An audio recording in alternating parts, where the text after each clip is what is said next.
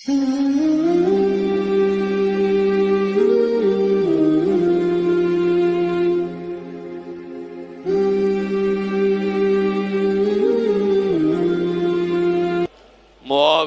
ہمارا ایمان ہے. کیا خیال ہے؟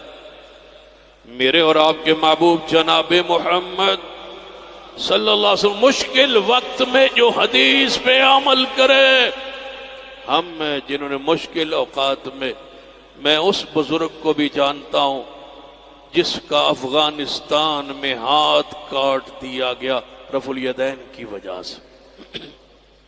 جب میری اس سے ملاقات ہوئی نا تو وہ کہتا ہے اگر میں رفع الیدین نہ کروں، مسئلہ پوچھ رہا ہے مجھ سے، مجھے نہیں پتا تھا کہ ہاتھ اس کے شل ہیں اور کٹے ہوئے ہیں، ایک ہاتھ کچھ کٹا ہوا تھا باقی شل تھے.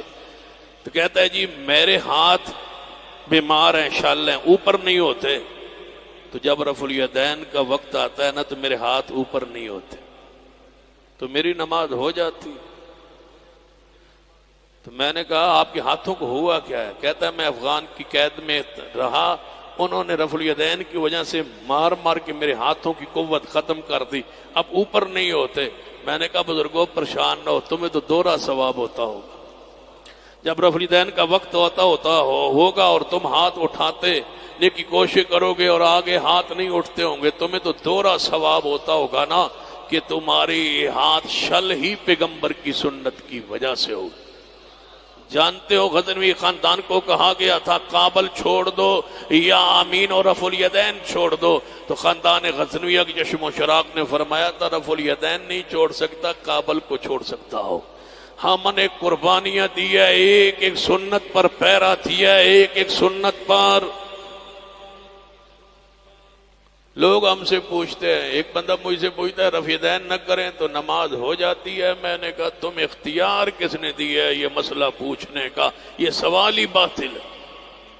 کبھی سوال ایسا نہ کیا کرو رفع الیدین کے بغیر نماز ہو جاتی ہے. تم کون ہو یہ کہنے والے، یہ سوال کرنے والے کہ رفع الیدین کے بغیر نماز ہو جاتی ہے یا نہیں؟ تم مفتیان کہاں سے پیدا ہوئے ہو؟ صرف یہ پوچھو کہ رفع الیدین حضور نے کیا ہے یا نہیں کیا. جب کیا ہے تو پھر تم کون ہوتے ہو کہنے والے اس کے بغیر ہوتی ہے یا نہیں ہوتی؟ اللہ کی قسم ہم کبھی بھول کے بھی اپنے رفع الیدین نہیں چھوڑ سکتے. ہمیں اس سنت سے اتنا پیار، اتنی لذت محسوس ہوتی ہے، ہمارے ہاتھ سنت کے عادی ہو گئے، بے خیالی میں اٹھتے ہیں، محمد کی سنت کی عادت پڑ گئی ہے. تمہیں لذت کیسے آئے؟ تم نے سنت کی لذت کو چکھا ہی نہیں، اس حلاوت کو چکھا ہی نہیں. ہم سے پوچھو، وہ 11ویں کی کھیر میں مٹھاس نہیں جو رفع الیدین میں مٹھاس ہے. ایک بندہ کہتا ہے، میں نے کہا ہم جب آمین کہتے ہیں نا ہمیں ایسے محسوس ہوتا ہے جیسے منہ میں چینی پڑ گئی، مٹھاس. کہتا ہے میں نے تو کہی ہے میرے تو منہ میٹھا نہیں ہوا. میں نے کہا پھر آپ کو بخار رہا ہوگا، آپ بیمار ہوں گے. جو بیمار ہو نا اس کا منہ میٹھا نہیں ہوتا. منہ کس کا میٹھا ہوتا ہے؟ قل ان کنتم تحبون اللہ فاتبعونی یحببکم اللہ ویغفر لکم ذنوبکم واللہ غفور الرحیم. خالص اتباع کرے جو محمد مصطفیٰ صلی اللہ علیہ وسلم کی، اس کا منہ میٹھا ہوتا ہے، لذت محسوس ہوتی ہے، تسکین محسوس ہوتی ہے، سکون محسوس ہوتا ہے کہ میں نے سنت پر عمل کی ہے. اور رفع الیدین تو ایسی سنت ہے، ایسی سنت ہے، ایسی سنت ہے. جو لوگ کہتے ہیں نا کہ رفع الیدین کے بغیر نماز ہو جاتی ہے، میں اس سے پوچھتا ہوں کہ کیا پوچھا ہے آپ نے؟ جی رفع الیدین کے بغیر نماز ہو جاتی ہے. میں نے کہا نہیں ہوتی. میں کہتا ہوں بھائی نہیں ہوتی، میں کہہ رہا ہوں نہیں ہوتی. آپ شروع کریں رفع الیدین کے بغیر نماز، کیسے شروع کریں گے؟ کہتا ہے جی وہ ایسے، میں کہنا ایسے یہ رفع الیدین ہے نا، کہتا ہے ہاں جی. تو میں نے کہا اس کے بغیر شروع کرنا، کیسے شروع کرے گا؟ کہتا ہے یہ میں نے نہیں پوچھا، میں نے رکوع والا پوچھا ہے. میں نے کہا میں یہیں سے شروع کر رہا ہوں. شروع سے رفع الیدین نماز کا آغاز ہوتا ہی رفع الیدین سے. شروع کیسے ہوگی رفع الیدین کے بغیر نماز؟ ہاتھوں تو اٹھانا پڑے گا. کہتا ہے یہ نہیں پوچھا، رکوع والا پوچھا ہے۔ میں کہتا ہوں تو نے یہ کیوں نہیں پوچھا؟ پہلا پوچھ، یہ تو روزانہ کرتا ہے؟ کہتا ہے ہاں۔ میں نے کہا دلیل دے کہ پہلا رفع الیدین ہر نماز کے شروع والا رفع الیدین یہ فرض ہے، واجب ہے، ضروری ہے، اس کے بغیر نماز ہوتی ہے نہیں ہوتی؟ یہ فتویٰ دے۔ جو فتویٰ پہلے کے بارے میں میں لکھ کے دیتا ہوں وہی فتویٰ دوسرے کے بارے میں۔ اگر پہلا فرض ہے دوسرا فرض ہے، پہلا سنت ہے دوسرا سنت ہے، پہلا واجب ہے تو دوسرا واجب ہے، پہلا مستحب ہے تو دوسرا مستحب ہے، پہلا جائز ہے تو دوسرا جائز ہے۔ اگر پہلے کے بغیر نہیں ہوتی میں لکھ کے دیتا ہوں، پھر دوسرے کے بغیر بھی نہیں ہوتی۔ اگر پیغمبر نے پہلا ہمیشہ کیا ہے تو دوسرا ہمیشہ کیا ہے۔ جس طرح اس کے بغیر نماز شروع نہیں کی، اسی طرح رکوع کو بغیر رفع الیدین کے بغیر پیغمبر نے رکوع نہیں کیا۔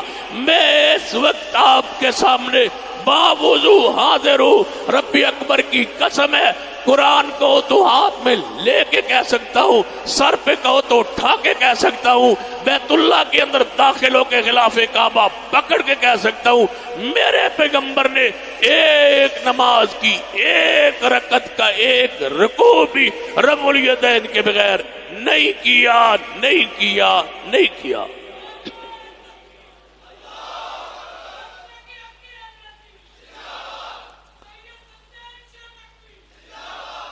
اب جو کہتے ہیں میں نہیں کروں گا اس حلف کے بعد بھی، تو اس کا گریبان اور میرا قیامت والے دن ہاتھ ہوگا۔ اور اگر میں نے مسجد میں بیٹھ کے غلط بیانی کی ہو تو ہاتھ تیرا گریبان میرا ہو۔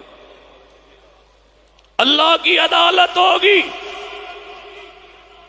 اگر میں نے غلط بیانی کی ہے، لا علمی میں نہیں کہہ رہا، جو رفع الیدین نہیں کرتے ان کے دلائل اس وقت میرے دماغ میں سارے عقلی نقلی دلائل ضعیف جو کچھ ہے میرے ذہن میں ایک ایک دلیل گھوم رہی ہے، سارے دلائل سے آگاہ ہونے کے بعد کہہ رہا ہوں، پوری امانت سے دیانت سے قبر کو آخرت کو رب کے سامنے پیشی کو اپنی جہنم اور جنت کے حوالے سے ایمان رکھنے کے بعد کہ جھوٹ بولنے کی سزا جہنم ہے، سچ بولنے کی جزا جنت ہے، یہ ایمان رکھ کے کہہ رہا ہوں پیغمبر نے کبھی رفع الیدین کے بغیر نہ رکوع کیا نہ رکوع سے سر اٹھایا۔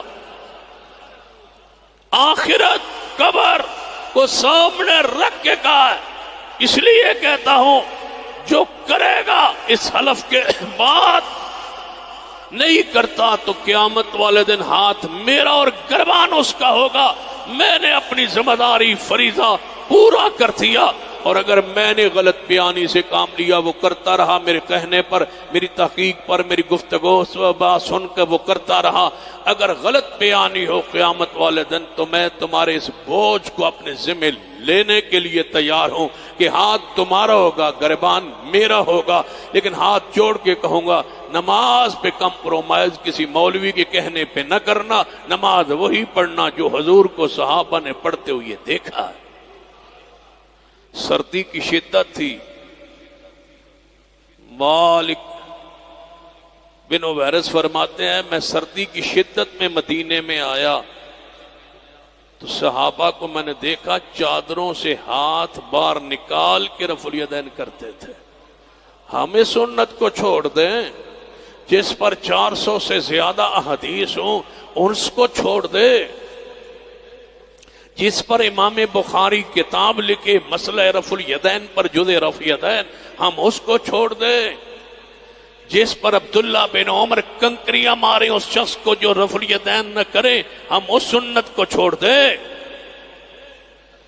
ہم اس سنت کو چھوڑ دیں جس کے بارے میں عمر بن عبدالعزیز رحمت اللہ علیہ کو کہا چاہے کہ فلاں بندے سے آپ صلح کر لیں، آپ اس سے ناراض کیوں ہیں؟ فرمایا میرے پاس نہ لانا، وہ اس کا بھائی رفع الیدین کرتا ہے، وہ سختی کرتا ہے، سوٹیاں اس کو مارتا ہے، جو رفع الیدین سے نفرت کرے عمر بن عبدالعزیز اس بندے کو اپنے پاس بٹھانا اور بلانا پسند ہی نہیں کرتے۔ رفع الیدین تو نماز کی زینت، حسن اور جمال ہے۔ امام ابو زرع فوت ہو گئے، شاگرد نے خواب میں دیکھا چوتھے آسمان پر فرشتوں کو وہ جماعت کروا رہے۔ شاگرد نے پوچھا استاد جی امام زرع رحمت اللہ علیہ سے کہ اتنا درجہ چوتھے آسمان پر آپ فرشتوں کو جماعت کروا رہے، کس عمل کی وجہ سے اللہ نے تمہیں یہ اعزاز اور شرح جناب اکرام کیا؟ کہنے لگے میں نے آپ بیٹا ساری زندگی رفع الیدین کے بغیر نماز نہیں پڑھی، تب اللہ نے مجھے یہ رتبہ بخشا۔ اے اللہ ہمیں یہ رتبہ، یہ عنایت، یہ فضل ہم پہ فرما دے، تیری عزت و جلال کی قسم ہے۔ میں پورے وثوق سے کہہ سکتا ہوں ہم نے زندگی میں کبھی نماز رفع الیدین کے بغیر نہیں پڑھی، اور اللہ کبھی اس کے پیچھے نہیں پڑھی جو رفع الیدین نہ کرتا ہو۔ اور ڈھیلے ڈھالے اہل الحدیث، مصلحت کا شکار اہل الحدیث، حدیث کو امام ذبح کر رہا ہے، تم اس کی امامت کے پیچھے کھڑے ہو۔ ہم نے کبھی رفع الیدین کے بغیر بھی نہیں پڑھی اور کبھی اس کے پیچھے بھی نہیں پڑھی جو رفع الیدین کے بغیر نماز پڑھے۔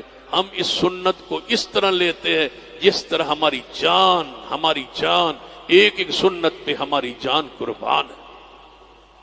قائم رہو گے سنت پر، قائم رہو گے سنت پر، اس سنت پر قائم رہو گے، اس سنت کو آگے پھیلاتے رہو گے، اس سنت کے ساتھ وفا کرتے رہو گے، اس سنت کا پیغام گھر گھر تک پہنچاتے رہو گے، اس سنت کی عقیدت اور دعوت جو ہے وہ دیتے رہو گے، اس سنت کو ہر اپنے حلقہ احباب تک جس کو جانتے پہچانتے اس تک یہ سنت پہنچاتے رہو گے۔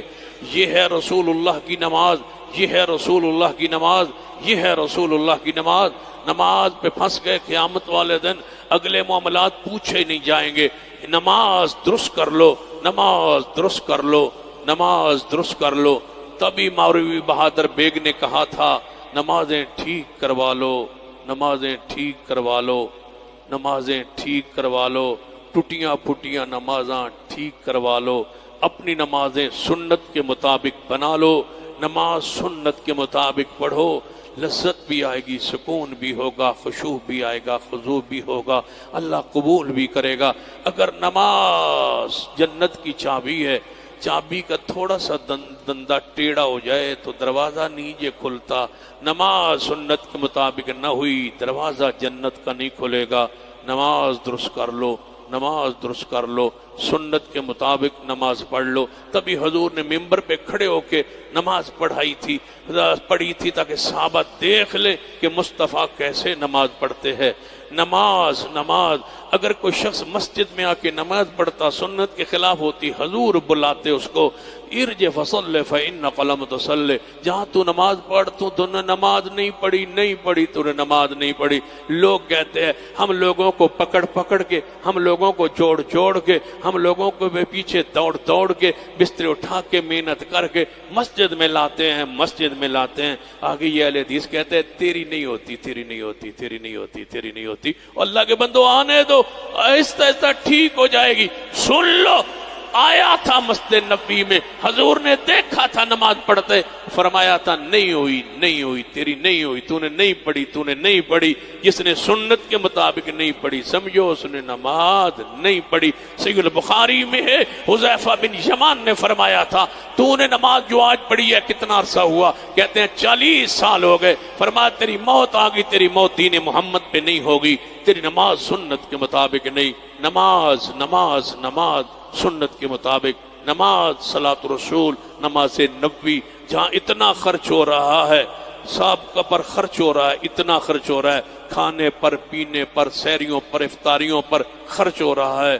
گزارش کروں گا اپنے مرکز میں بیٹھ کے اپنی قیادت اور بزرگوں سے، جہاں اتنا خرچ ہو رہا ہے وہاں ڈاکٹر صاحب سے بھی گزارش کروں گا جو امام ہیں اس نماز تراویح کے، ڈاکٹر سبیل اکرام صاحب، اللہ ان کے علم میں، عمر میں، عزت میں، آواز میں، صوت میں اور برکت فرمائے۔ گزارش کروں گا کہ ہر نمازی کو، یا اگر اس طرح نہیں ہو سکتا تو آپ لازم کر لیں کہ آپ نے نماز نبوی کی ایک کتاب خرید کے اپنے اس دوست کو دینی ہے جس کی نماز کا طریقہ آپ سمجھے ٹھیک نہیں ہے. یہ ایسا صدقہ ہے، یہ ایسا صدقہ ہے. مولانا صادق سیال کوٹی صلاۃ رسول کیا لکھ گئے، ہزاروں لوگوں کی ہدایت کا سبب بن گئے. آپ بھی آگے بڑھیں، ایک نماز نبوی خرید کے اپنے دوست کو گفٹ کریں، ساتھ دیں. جہاں اتنا اجتماع ہوتا ہے ایک ایک نماز نبوی یہیں پر وقف ہو اور آپ اس کو لے جائیں اور اپنے دوستوں کو تحفہ دیں تاکہ مسلک کی آواز ہر گھر تک، دین کی آواز، نماز محمدی کی آواز پہنچ جائے. اللہ مجھے اور آپ کو توفیق عطا فرمائے. اقول قولی ھذا واستغفر اللہ لی ولکم.